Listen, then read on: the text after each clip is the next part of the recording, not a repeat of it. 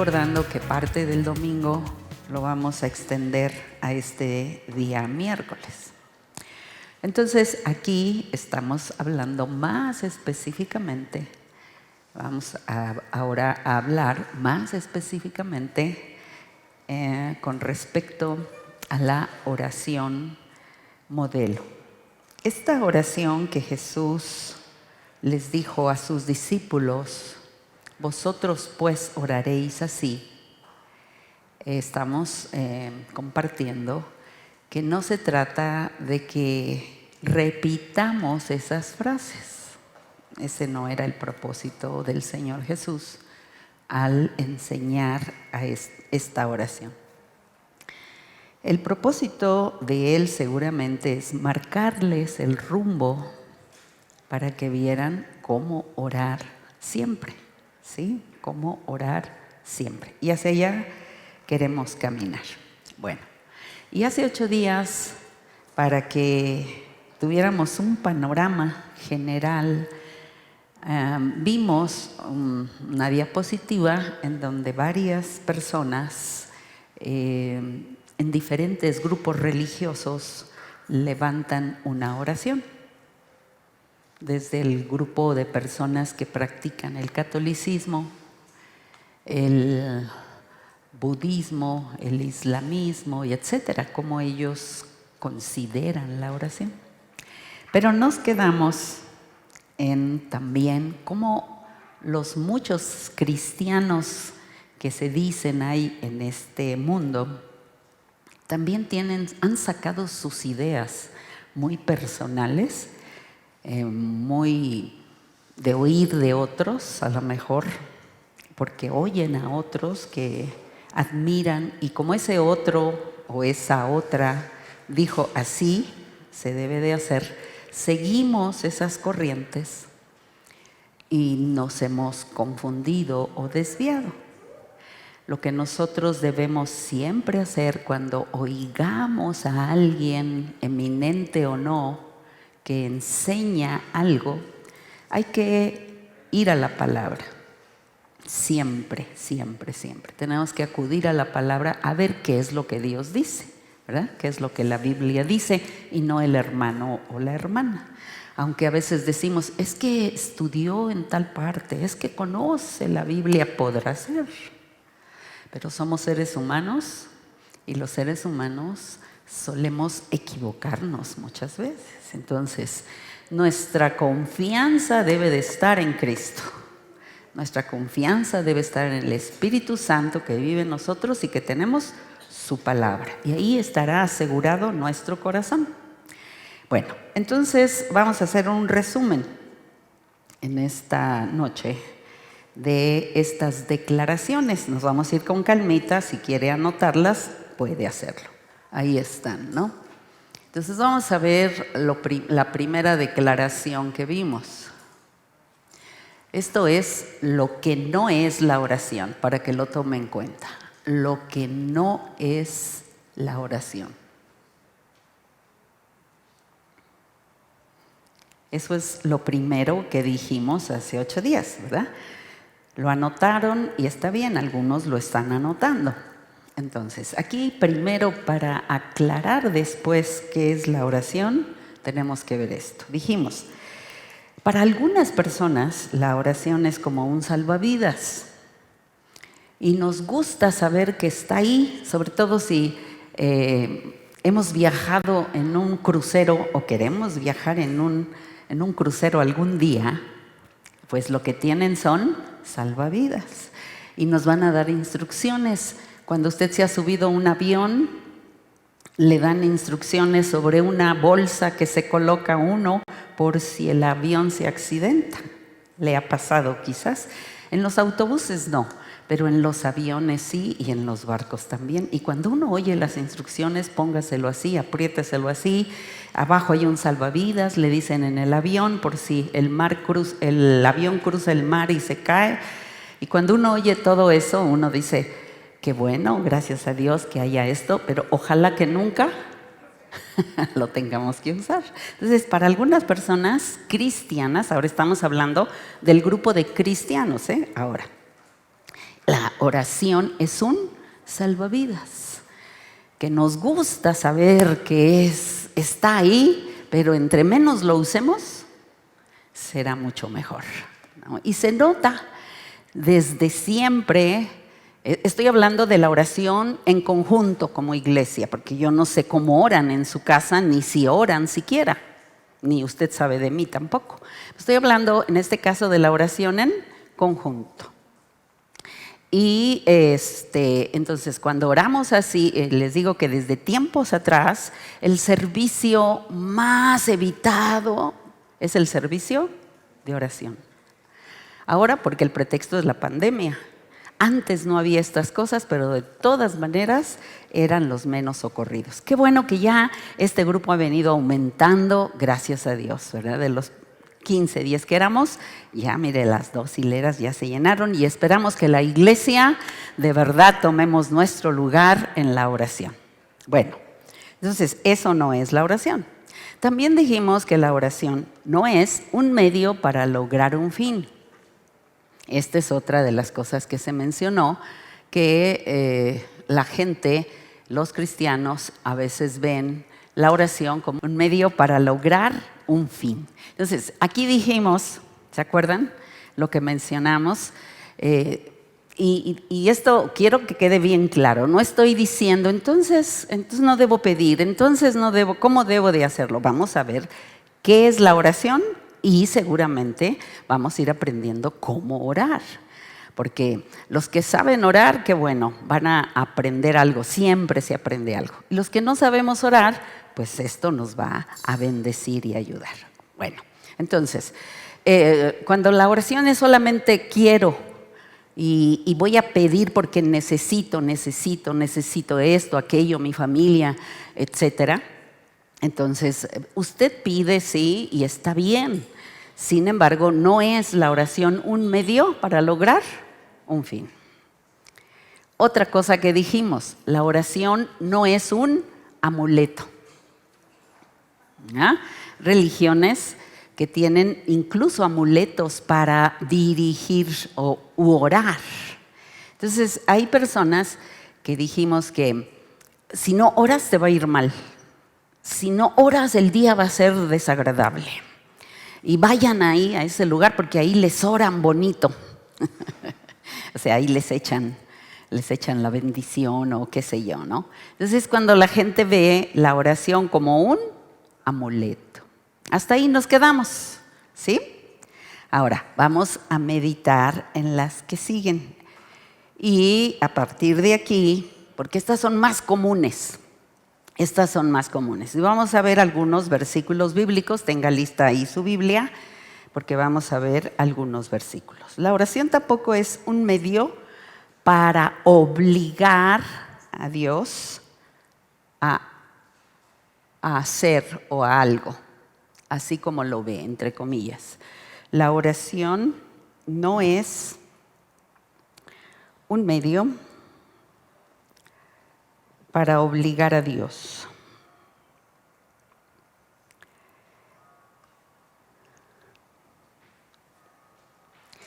Incluso, fíjese que en ocasiones cuando se ayuna, que entre paréntesis les dije que la primera semana de septiembre, 2 y 3, me parece, o 3 y 4. 3 y 4 vamos a tener un tiempo de oración y de ayuno.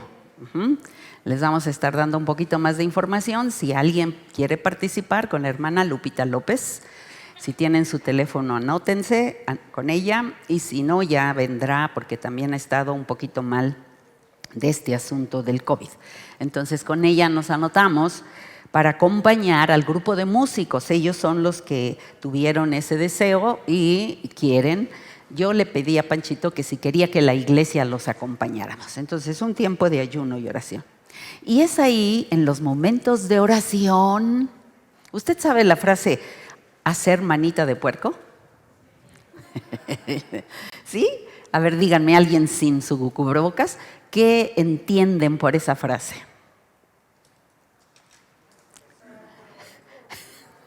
O sea, eso sí se tuerce, ¿verdad? Pero hacer a alguien, no literal, hacerle a alguien manita de puerco, ¿qué queremos decir con eso? Ajá, exacto. O sea, sí. O sea, a veces bajita la mano, a veces con amenazas, a veces tenemos nuestras mañas para que ese alguien haga lo que nosotros queremos. Y de una manera a lo mejor ignorante, eso pretenden algunos cristianos, sobre todo cuando se ayuna. Fíjese, porque dice, fíjese que tengo un problema en mi casa con mis hijos y lo mandamos a ayunar. Ayune y póngase a orar y verá que Dios va a resolver. Y la persona lo hace con un corazón sincero, pero ve que las cosas no se resuelven, a veces hasta empeoran, ¿verdad? Y los metemos en un conflicto. Incluso ustedes que ayunan con ese propósito se meten en un conflicto. Y es que como consideramos, voy a dejar de comer por varias horas, Dios va a entender mi sacrificio. Y le voy a hacer manita de puerco, porque mira, Señor, entiéndeme, yo me encanta la comida, así es que voy a hacer un sacrificio para que tú hagas. No. La oración ni el ayuno es para eso. Vaya conmigo a Deuteronomio, capítulo número 3. Allá en sus Biblias, para quienes no tienen mucha experiencia en la Biblia, al principio de la Biblia encuentran ustedes 5 libros que escribió un gran hombre conocido como Moisés. Génesis, Éxodo, Levítico, Números, y el 5.º libro que escribe es Deuteronomio, en la primera parte de su Biblia, en el capítulo número 3. Entonces esta cita nos puede servir para que usted vea que la oración no es para obligar a Dios a nada, absolutamente a nada.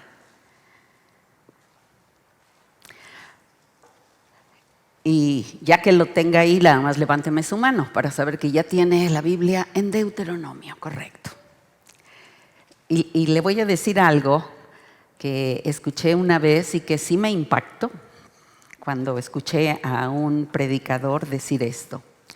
Y decía, ¿ustedes creen que porque lloran y se tiran y gimen, Dios se va a conmover, verdad? Y yo estaba escuchando y dije, pues sí, soy su hija, ¿verdad? Y nuestras lágrimas muchas veces, o la mayoría de las veces, son sinceras. Y él dice, pues se equivocan, dijo ese predicador. Lo único que conmueve a Dios es la muerte de su hijo en el Calvario. Y como Él murió por ti, lo que lo conmueve es lo que Cristo hizo por ti. Ay, me impactó. Dios me ama, sí, pero porque Cristo vive en mí, porque Él hizo todo por mí y porque Él da todo por mí. Y obviamente el amor de Dios por nosotros a través de Cristo es perfecto. Por eso el que no está en Cristo, aunque Dios ama a los seres humanos, porque Dios es eso, es amor, realmente con aquellos que no han rendido su vida a Cristo, Dios está enemistado. Dice la Biblia, es un enemigo y ay, horrenda cosa es eso. La gente necesita saberlo. Por eso insistimos, porque es que Diosito dice, ni Dios es bueno, y si Dios es bueno y Dios es poderoso, pero si Cristo no está en la vida de la persona, son enemigos de Dios. Porque el pecado, dice la Biblia, ha hecho separación entre Dios y nosotros. Entonces eso no, tenemos que captarlo, que el amor de Dios sí ama a su naturaleza y a sus hijos, pero a quienes somos sus hijos, Él nos ama porque Cristo vive en nosotros. Por nosotros mismos no hay ningún mérito. Bueno, entonces, esto fue nada más un breve comercial. Regresamos, obligar. Mire, si alguien fue grande en la Biblia, si alguien fue grande de los grandes, obvio, después de Cristo, fue Moisés. Ni siquiera el mismo Jesús en su ministerio en la tierra hizo los milagros poderosos que hizo Moisés. Usted recordará la historia de él, ¿verdad? Él oraba o él decía y vinieron unas plagas sobre Egipto. extendió su vara y se abrió un océano, un mar. En fin, una serie de historias preciosas de la vida de Moisés desde Éxodo hasta Deuteronomio. Muy bien, pues en una ocasión, recordará, Dios le dijo a Moisés, después de que el pueblo se quejaba y se quejaba tanto contra Moisés, dijo Moisés al pueblo, no, ustedes no se quejan contra mí, se están quejando contra Dios. Y ya lo tenían de verdad cansado, eran constantes murmuraciones. Y un día, entre muchos, le dijeron, ¿por qué nos trajiste a este desierto? Estamos muriéndonos de sed. Ya habían tenido agua de una roca y volvieron a insistir. A pesar de los milagros de portentosos, su fe no aumentaba. Y entonces Dios le dijo a Moisés, mira, ve a la peña y háblale. La primera vez la golpeó, pero la segunda vez Dios le dijo, háblale a la roca y te va a dar agua. Y Moisés llegó, pero desobedeció a Dios. Y en lugar de hablarle, la golpeó. Y la roca arrojó agua. Pero Dios se enojó con Moisés. Y la gente luego dice, Diosito no se enoja. Claro que se enoja. Claro que sí. Y su ira vendrá. Por eso estamos enseñando sobre eventos futuros. Porque su ira vendrá. Y está anunciado. Bueno, entonces sí, Dios se enojó con él. Y le dijo, por cuanto no me creíste y desobedeciste, el pueblo que yo te dije que ibas a introducir a una tierra prometida, tú ya no lo vas a hacer.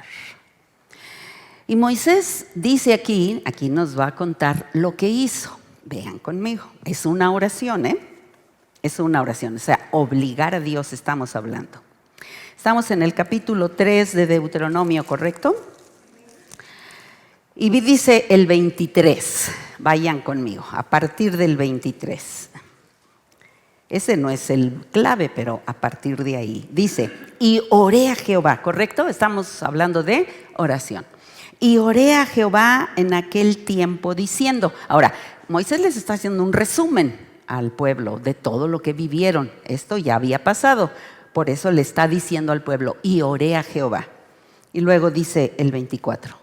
Empieza cómo oró y le dijo, Señor Jehová, tú has comenzado a mostrar a tu siervo, es decir, a él, tu grandeza y tu mano poderosa.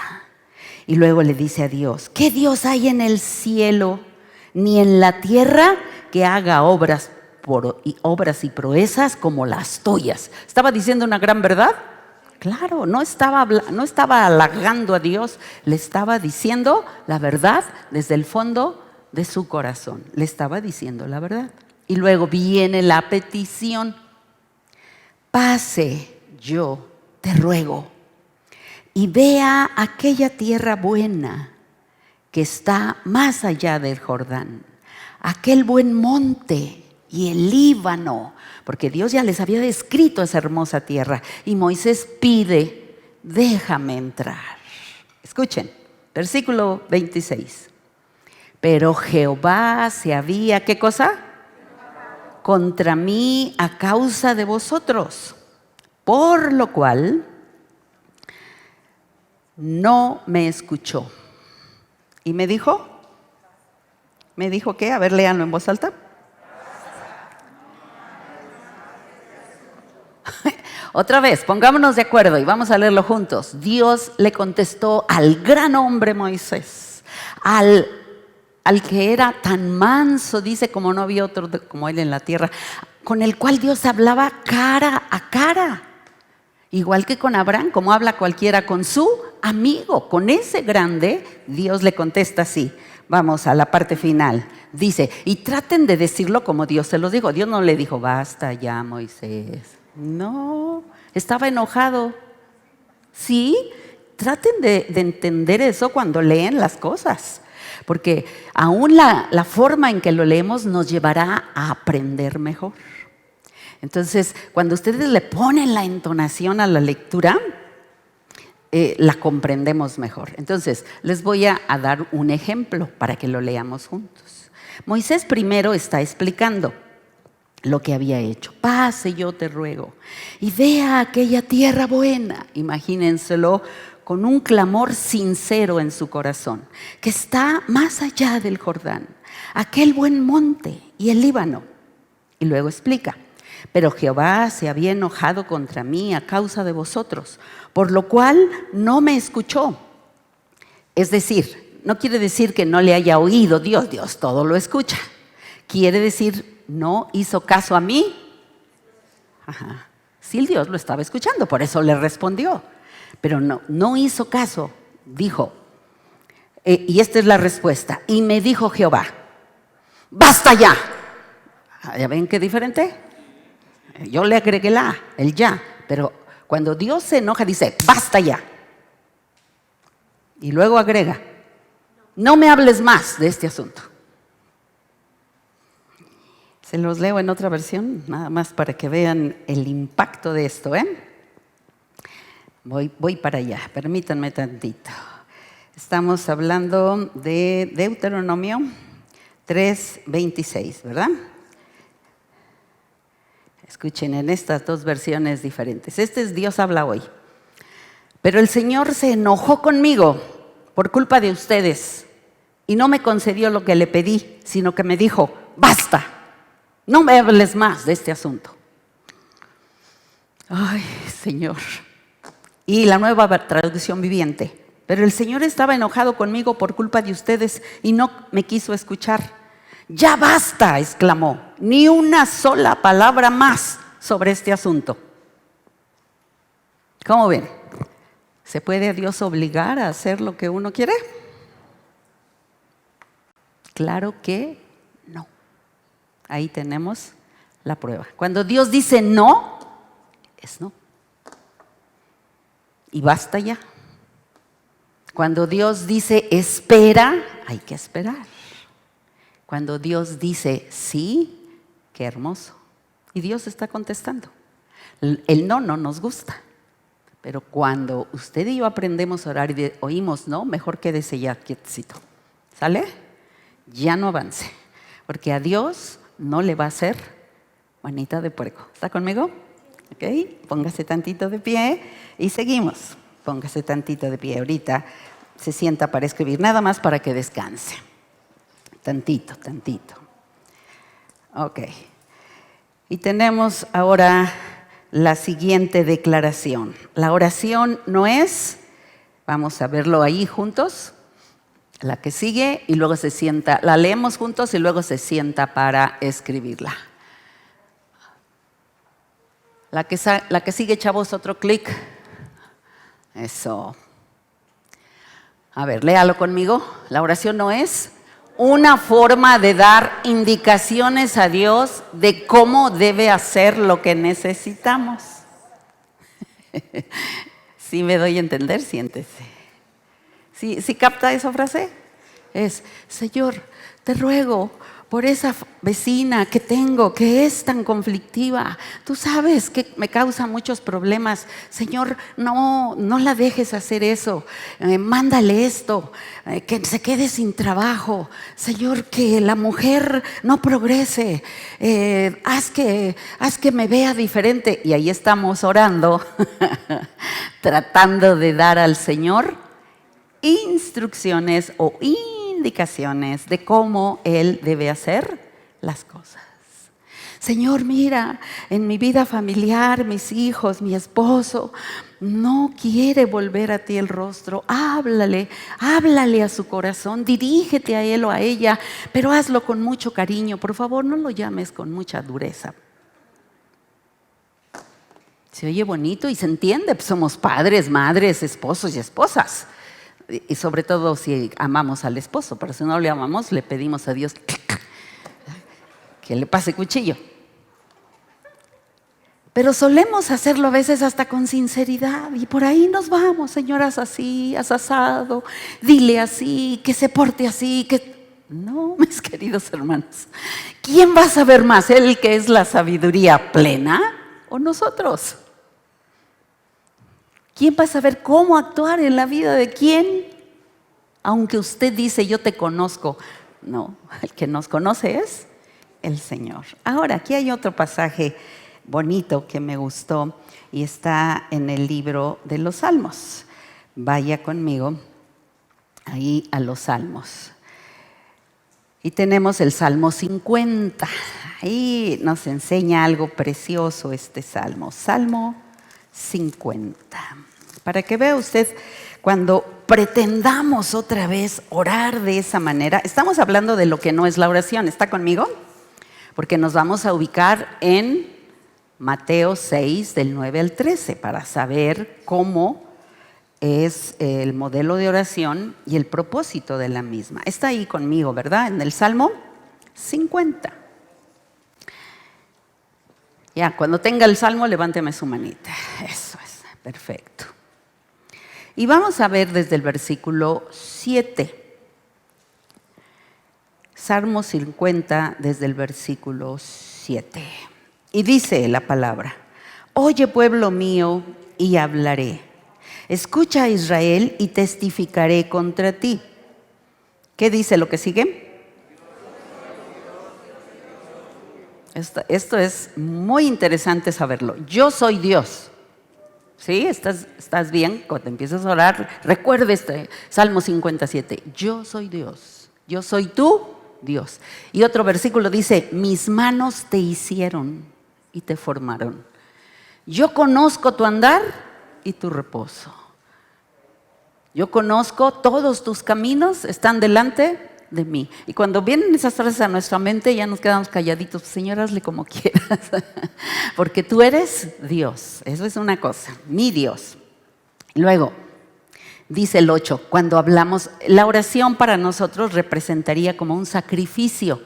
Eso en el sentido no de que nos duela, sino cuando el pueblo de Israel se acercaba a Dios, hacía una ofrenda que levantaba humo y luego le quemaban un incienso, y son las oraciones, dice después Apocalipsis, esa ofrenda, ¿no? Es lo que nosotros hacemos luego en la oración. Y dice el 8, no te reprenderé por tus sacrificios, ni por tus holocaustos que están, ¿cuándo? Continuamente. A veces nuestra oración es muy continua delante de mí. Y dice el Señor: no tomaré de tu casa becerros, ni machos cabríos de tus apriscos, porque mía es toda bestia del bosque. ¿Y qué más? Y los millares de animales de los collados. ¿Qué otra cosa?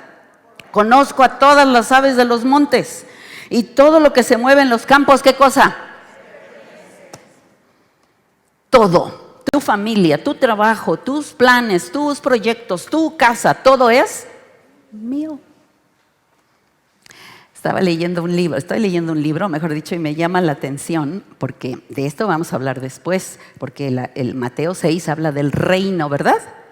Que dice, venga tu reino. Vamos a hablar de lo que significa eso.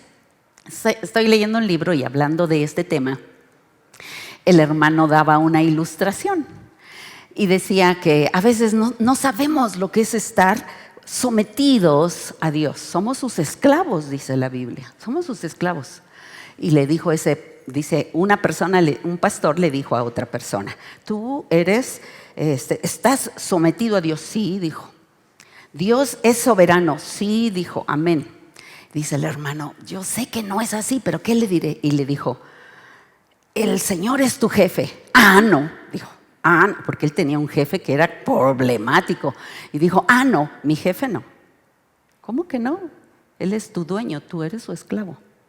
Y dice la hermana Eureka, lo pillé en lo que él no quería, ¿no? Porque a veces decimos que sí, pero ya en la realidad Dios no es lo que nosotros pretendemos. Y dijo el hermano, por ejemplo, que ese alguien le dijera: Señor, ayúdame, yo tengo esta casa, tengo mi casa, quiero conservar mi casa.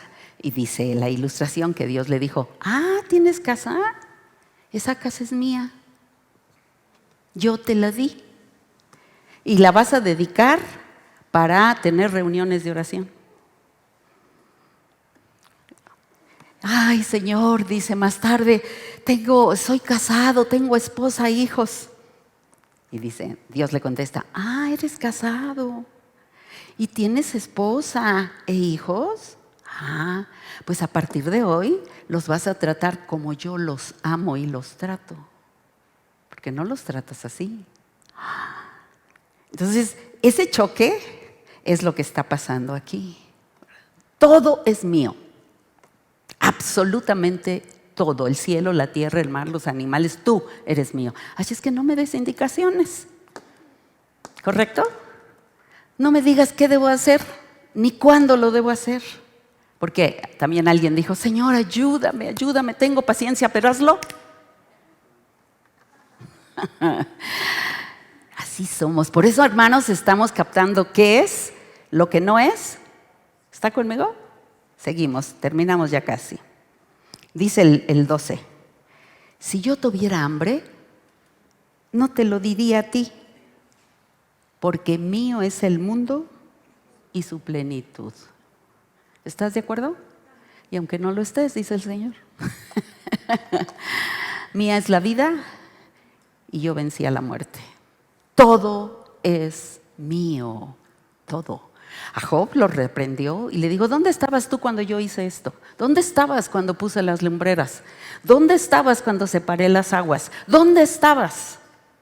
Pues no, Señor, ni había nacido. Entonces, no es la oración para que me digas qué hacer y cómo hacerlo. ¿Están conmigo? Así estamos todos ahí. Ya estamos terminando. Y le voy a pedir ahora sí, por favor, la indicación que le dio a la hermana Rosa, a la hermana Judith, y si le dicen al hermano Ponciano que ya, sí, por favor, estamos a punto de terminar y es que tenemos una sorpresa, por eso saco a las hermanas, Ya, a punto, ¿sale? Y regresamos entonces, nos vamos a quedar en la siguiente declaración. Hasta aquí va conmigo, ¿verdad? No es un salvavidas, no es un medio para lograr un fin, no es un amuleto, no es obligar a Dios, no es darle indicaciones. Y esta es otra. No es una catarsis.